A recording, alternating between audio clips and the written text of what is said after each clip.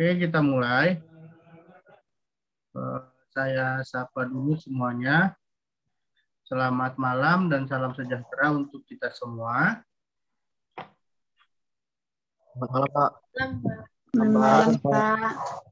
Puji dan syukur kehadirat Tuhan Yang Maha Kuasa, di mana pada malam hari ini kita masih diberikan kesehatan dan kesempatan sehingga kita bisa melaksanakan perkuliahan ini walaupun masih secara daring.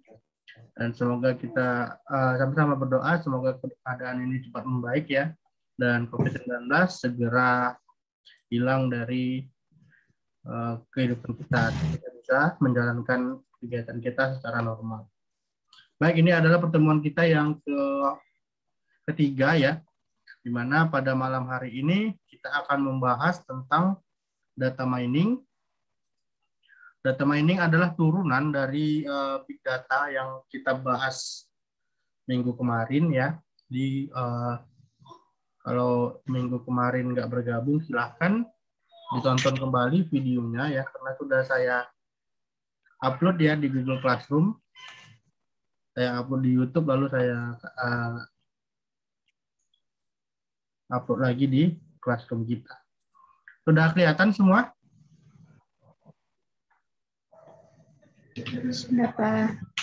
Oke, ini adalah data mining. Sebelumnya ada yang tahu atau ada yang sudah pernah dengar nggak apa itu data mining?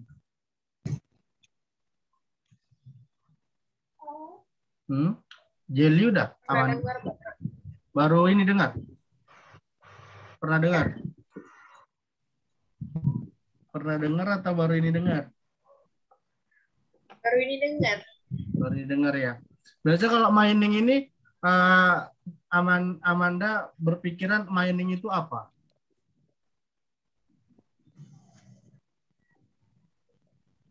Tahu, Pak. Belum pernah dengar. Baru dengar. Nah, ini mining adalah dari bahasa Inggris ya, artinya itu menggali, penggalian. Jadi kalau misalnya mining ini pasti erat kaitannya dengan penggali seperti penggalian emas, penggalian minyak dan sebagainya, tambang alam gitulah, artinya menggali atau menambang. Nah, di sini yang ditambang itu bukan mineral, bukan minyak, bukan batu bara, bukan emas, tapi yang ditambang itu adalah data ya. Jadi bukan aja minyak yang berharga, bukan hanya mineral yang berharga ataupun emas, batu bara, bukan hanya itu yang berharga, tapi data juga berharga, sehingga data ini ditambang, artinya akan digali untuk mendapatkan informasi, itu dia. Nah, dalam kesempatan kali ini kita akan membahas apa itu data mining, lalu apa pentingnya sebenarnya data mining, lalu jenis data apa aja yang bisa diproses dalam data mining, lalu contoh aplikasi pada data mining. Data mining adalah proses yang menggunakan teknik statistik, matematika, kecerdasan buatan, dan mesin learning untuk mengekstraksi dan mengidentifikasi informasi yang bermanfaat dan berpengetahuan yang terkait dari berbagai basis data yang besar ya. Jadi patokannya kembali lagi ke big data tadi ya, atau data yang sangat besar. Kalau datanya sedikit, maka informasi yang dapat digali juga sedikit gitu. Jadi untuk pemrosesan data mining dibutuhkan setidaknya 3-4 bidang ilmu ya, yaitu bidang ilmu statistik, bidang ilmu matematika, bidang ilmu kecerdasan buatan ya atau artificial intelligence, lalu machine learning atau mesin yang berbasis pengetahuan untuk mengekstraksi ataupun mengidentifikasi datanya. Nah, jadi nanti kita akan di sini cukup memang berkaitan dengan hitung-hitungan ataupun rumus nantinya ya. Jadi berkaitan dengan angka-angka, data, lalu statistik dan tentunya matematika pastinya ya, rumus-rumus. Jadi jangan Target nanti di pertengahan atau akhir ini kita akan banyak membahas tentang angka-angka. Lalu istilah data mining atau knowledge discovery in database atau pengetahuan yang didapatkan dari database yang biasa disingkat itu menjadi KDD, ya, seringkali digunakan secara bergantian untuk menjelaskan proses penggalian informasi yang tersembunyi dalam basis data yang besar. Nah, KDD ini banyak turunannya ataupun bagian-bagiannya, ya. Jadi ada asosiasi, ada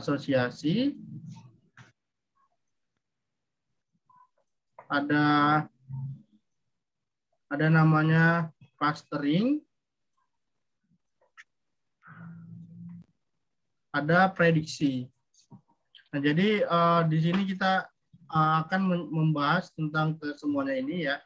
Jadi ada beberapa yang tipenya itu untuk asosiasi, untuk cluster atau untuk prediksi. Nah, akan kita bahas di sini, ya, apa itu asosiasi, clustering, dan prediksi.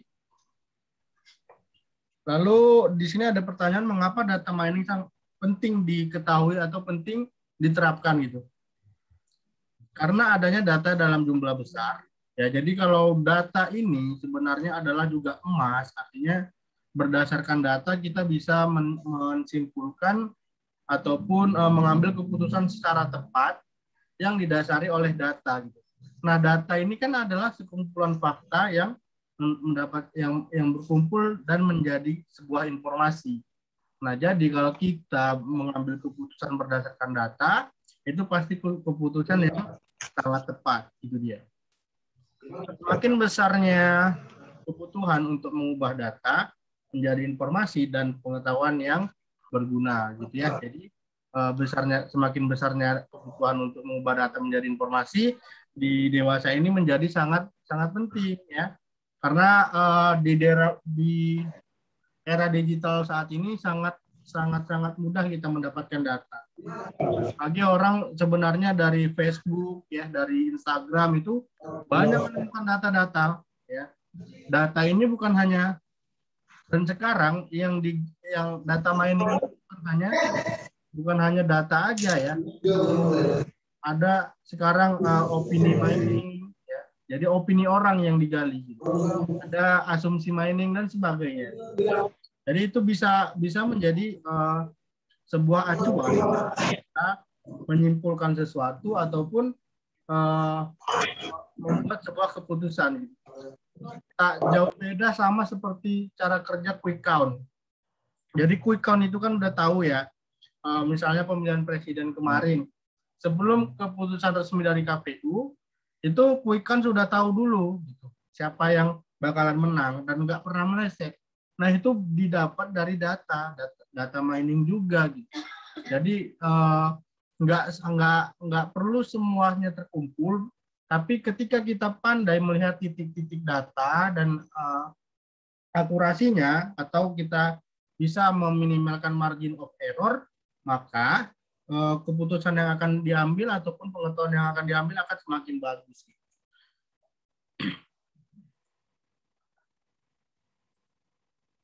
Jadi ini ada jenis-jenis data dalam data mining, ya. Yang pertama adalah data relation database ataupun relasi. Jadi sebuah sistem database atau DBMS yang mungkin sudah kita pelajari ini, ada DBMS sudah belajar, ya? Sudah belajar belum? Sudah? Yeli? Apa itu MySQL, lalu Access, sudah belajar belum? Belum, ya? Oke, nanti kita lain lagi.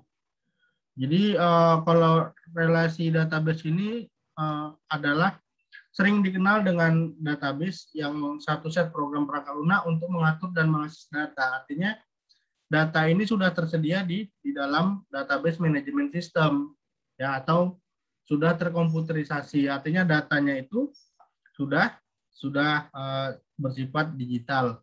Jadi datanya itu tersimpan di dalam DBMS, ya, file atau aplikasi DBMS yang paling populer kan MySQL, ya, Oracle, lalu SQL Server dan semacamnya. Ya, jadi data itu yang ada pada database management system itulah yang akan diolah nanti menjadi sebuah informasi. Nah, yang kedua ada data warehouse, yaitu sebuah data yang merupakan sebuah ruang penyimpanan informasi yang terkumpul dari beraneka macam sumber disimpan dalam skema yang menyatu, biasanya terletak pada sebuah site. Nah, ini data warehouse atau data gudang, artinya bersifat fisik masih anu. Jadi datanya itu masih berupa lembaran-lembaran kertas ataupun semacamnya yang diletakkan di dalam gudang. Gitu. Itu yang dimaksud dengan data warehouse. Nah, ini kita masuk ke contoh aplikasi pada data mining, ya. Jadi ini adalah gambaran penerapan data mining di dalam kehidupan sehari-hari kita, ya. Jadi ada dia di biomedical analisis data atau DNA, lalu analisis data keuangan, lalu industri penjualan atau eceran atau retail, dan industri telekomunikasi. Tapi bukan hanya untuk ini ya, ini hanya contoh.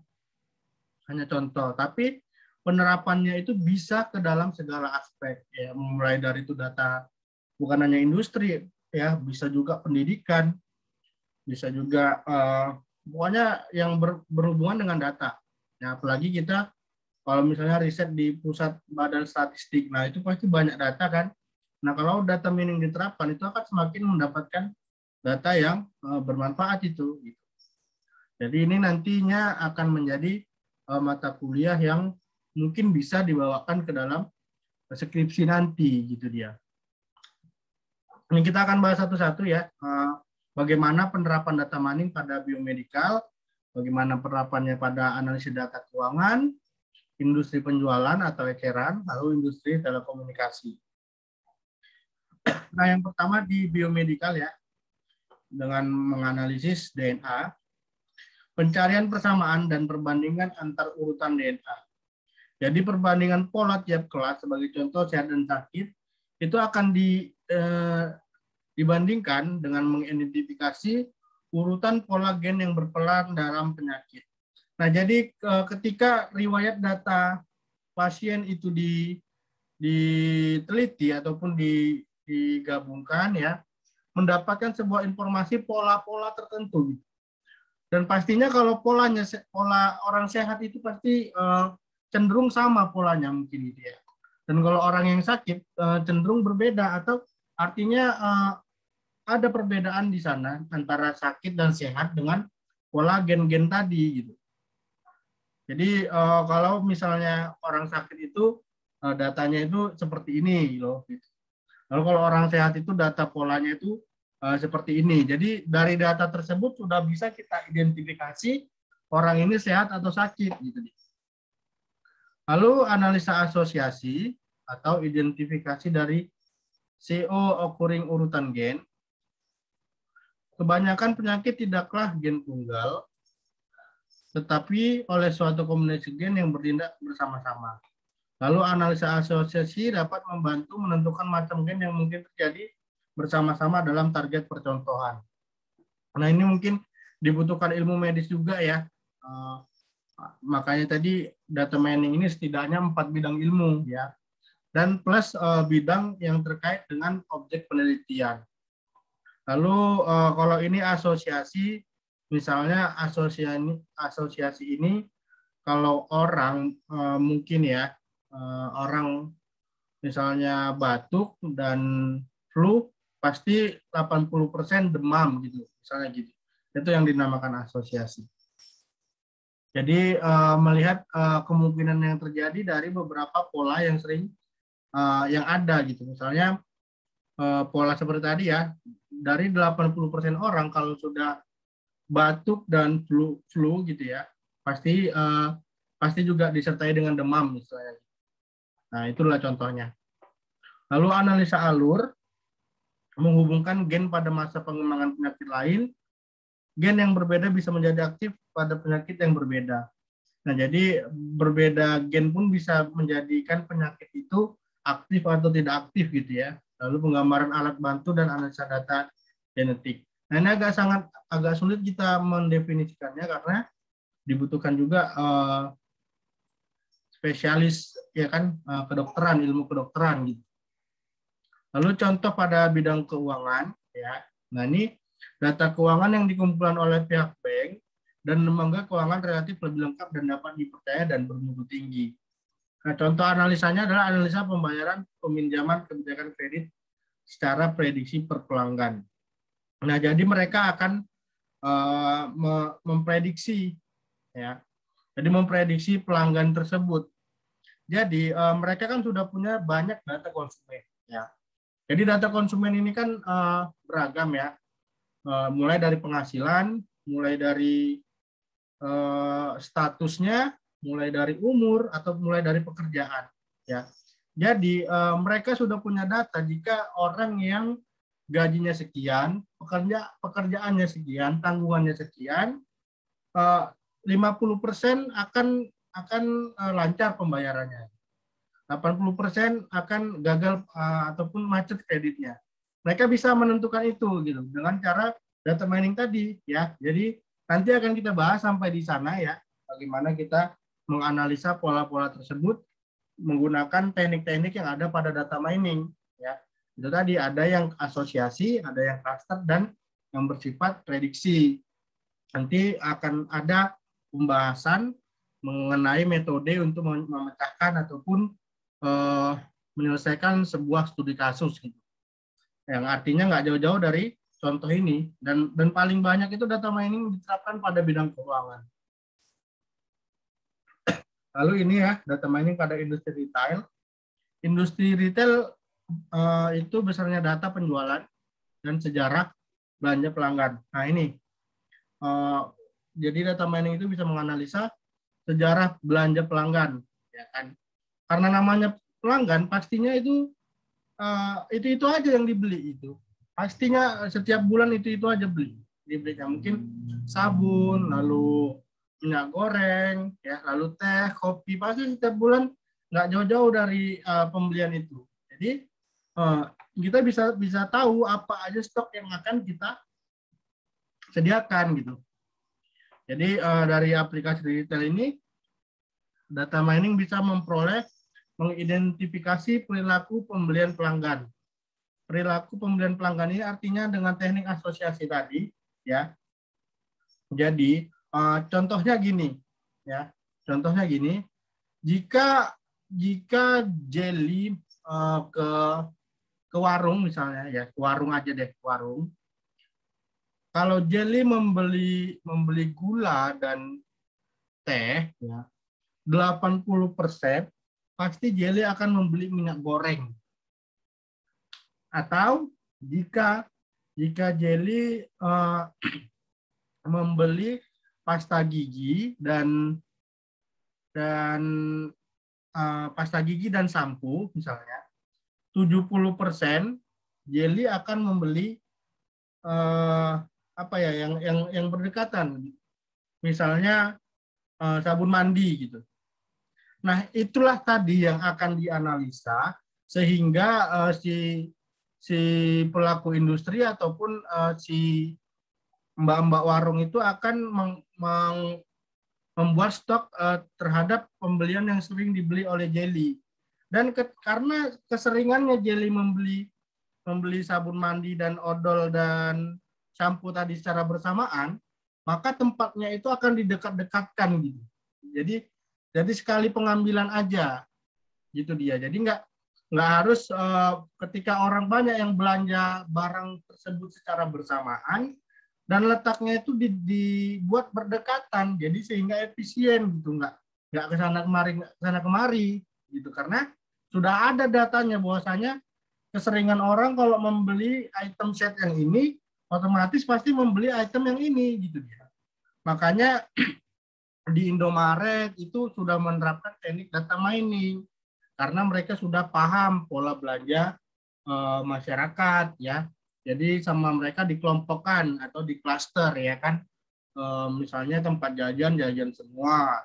lalu tempat shampoo semua, ya kan, sabun semua, tempat untuk minuman dingin diletakkan di sana semua, lalu tempat-tempat seperti orang yang mau beli cepat, ya kan, biasanya kan laki-laki kan kalau datang ke Indomaret itu kan misalnya cari rokok gitu, pastinya dia kan langsung aja tuh ke rokok, makanya diletakkan di belakang si kasirnya gitu, ya kan, jadi cepat dia rokok ini langsung diambil sama kasirnya, dah belanja. Tapi kalau untuk mama kan suka dia keliling-keliling, tengok sana tengok sini, nah itu tadi tekniknya.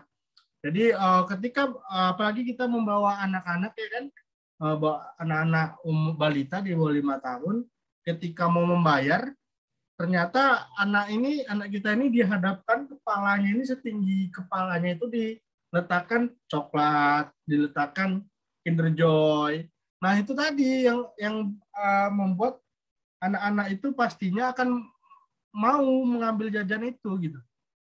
Itu tadi adalah penerapan dari data mining outputnya gitu.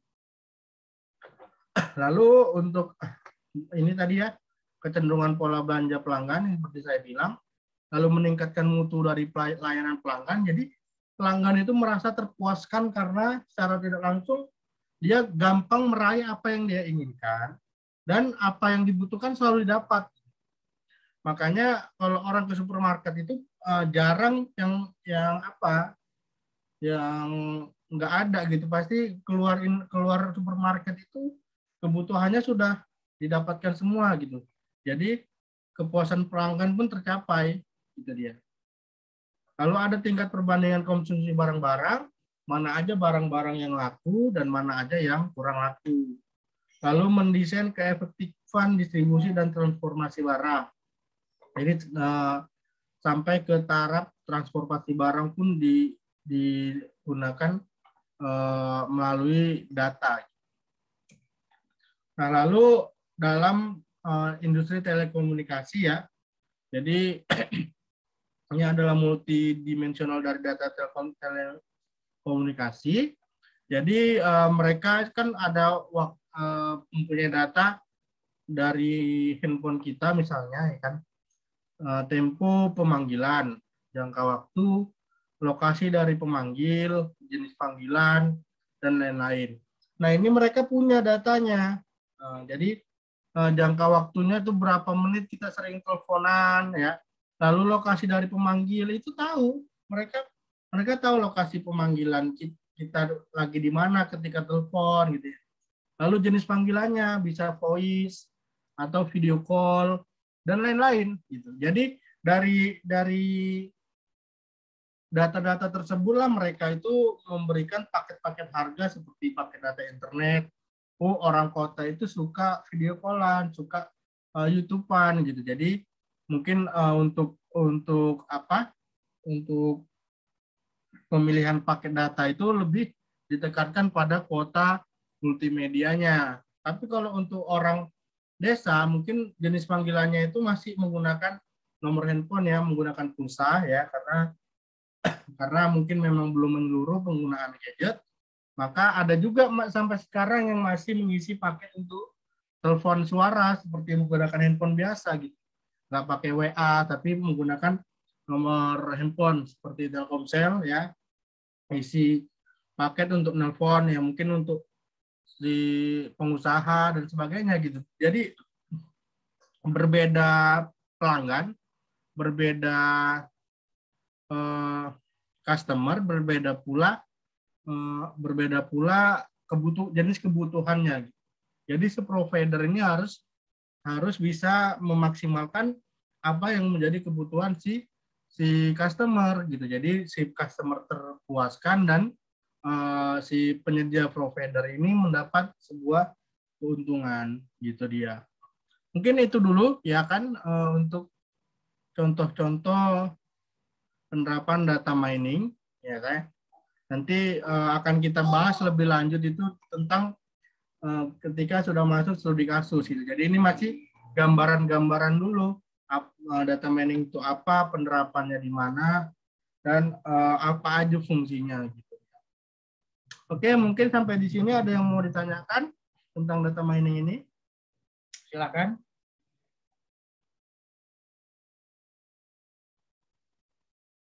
Ada? Nggak ada ya? Jadi nanti kalau nggak ada, mungkin saya yang bertanya. Oke, kalau nggak ada, di sini ada yang belum daftar ulang? Ada nggak yang belum daftar ulang? Ada, Pak. Alvin, Iya, Pak. apa masalahnya Alvin?